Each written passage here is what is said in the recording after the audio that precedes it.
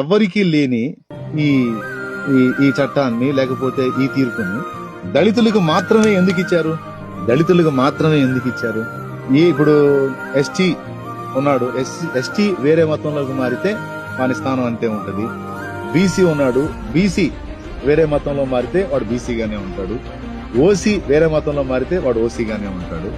ఒక ఎస్సీ మాత్రం వేరే మతంలోకి మారితే ఎందుకని అతని హక్కులు పోగొట్టుకుంటున్నాడు?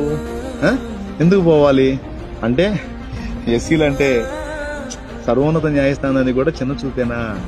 వివక్షత అనేది పల్లెటూళ్ళలో అక్కడక్కడ ఉందనుకున్నాం గాని ఇది top to bottom to top అన్న దాకా చివరికి సర్వోన్నత న్యాయస్థానం దగ్గర కూడా ఇలాంటి వివక్షత కనబడటం మనకి చాలా గాయం కలిగించే విషయం. ఎందుకంటే తరతరాల దుర్మార్గానికి గురై నాటి నుంచి నేటి వరకు కూడా గౌరవానికి నోచుకోకుండా తృణీకారం పొందుతున్నటువంటి దళితులు ఈరోజు ఏమన్నా అందరాలు ఎక్కారా?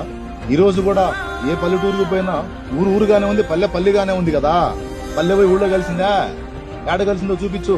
ఎక్కడ మారిపోయింది? యేసు ప్రభువు నమ్ముకున్నందుకు దళిత బిడ్డలు ఒక్కసారిగా టాపులోకి వెళ్ళిపోయారా?